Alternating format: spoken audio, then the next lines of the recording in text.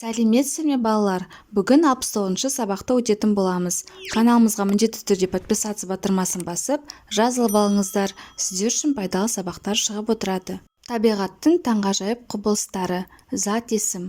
Оқыған мәтіннің тақырыбы мен мазмұнының өзара сәйкестігін, мәтіндегі негізгі ойды анықтаймын. Мәтіндегі негізгі және туынды зат есімді табамын. 22-ші жаттығу мәтінді оқы. Ұзақ. Бірде орман ағаштарын ауруға шалдықтыратын жебір құртпен күрес жүргізетін арнайы бригада шақырылады.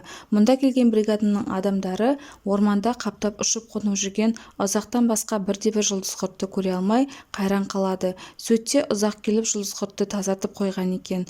Ұзақ мешкей құс. Ол тояттау үшін толып жатқан зиянды жәндіктер қажет. Ал балапандары пайда болған кезде бұрынғыдан да көп жұмыс істеуіне тура келеді.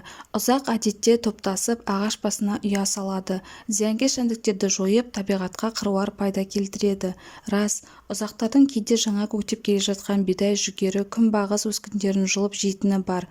Мұндайда оларды өлтірмей, егістікке күзетші қойып, қуалап жіберу қажет. Себебі ұзақтың зиянынан пайдасы көп. Мәтін мазмұны бойынша бір-біріне сұрақ қойыңдар. Орман ағаштарын қай құс қорғады? Ұзақ деген құс қорғады. Ұзақ құсының табиғатқа келтірген пайдасы неде? Ол ағаштарды жұлдыз құрттардан тазартты. Ұзақ ұясын қайда салады? Ұзақ ұясын ағаш басына салады. Бұл құстар немен қоректенеді? Көктеп келе жатырған бидай, жүгері, күнбағыспен қоректенеді. Мәтін не туралы? Мәтіннің мазмұны мен тақырыбы бір-біріне сәйкес келе ме? Ойынды дәлелдеп айт. Мәтіннің мазмұны мен тақырыбы сәйкес келеді. Себебі екеуінде де орманды зиянкестерден қорғаушы құс туралы айтылған. Мәтіндегі негізгі ойды анықта. Ұзақ деп аталатын құстың табиғаттағы ерекше қорғаушылық қызмет атқаратындығы мәтіннің негізгі ойы болып табылады.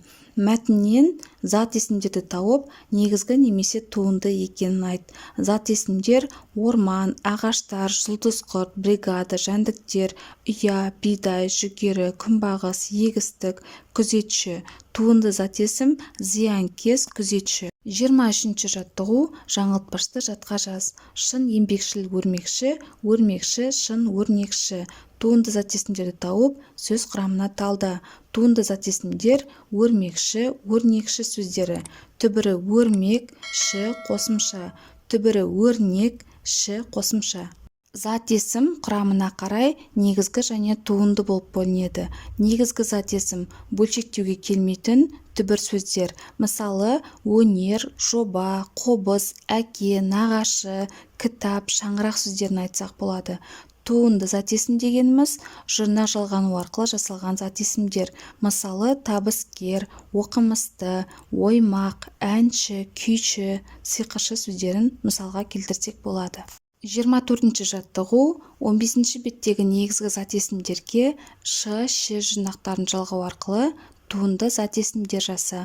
Мүсін, дойбы, сауын, егін, мал, би, жылқы, күй, сиқыр сөздер берілген. Алдымен негізгі зат есімдерді, сонан соң туынды зат есімдерді топтап жаз. Негізгі зат есімдер мүсін, дойбы, сауын, егін, мал, би, жылқы, күй, сиқыр сөздері. Туынды зат есімдер мүсінші, дойбышы, сауыншы, егінші, малшы, биші, жылқышы, күйші, сиқыршы сөздері. Әр топтағы сөздерге сұрақ қой. Олардың мағыналық айырмашылығын түсіндір. Негізгі зат есімдер мүсін, дойбы, сауын, егін, мал, би, жылқы, күй, сиқыр не деген сұраққа жауап береді. Туынды зат есімдер мүсінші, дойбышы, сауыншы, егінші, малшы, биші, жылқышы, күйші, сиқыршы кім деген сұраққа жауап береді. 25-ші жаттығу қоян туралы білетін мәліметіңмен кестені толтыр. Осы тірек сөздермен мәтін құрастыр. Қандай мәтін шықты? Аң атауы қоян, түрі сүтқоректілер тұқымдасы, 50-ге жуық түрлері бар. Түсі ақ, сұр, ала. Қасиеті жылдам жүгіреді, байқағыш. Пайдасы еті, терісі, жүні. Осымен сабағымыз аяқталды. Сабағымыз пайдалы болған болса, лайк басып, достарыңызбен бөлісуді ұмытпаңыздар.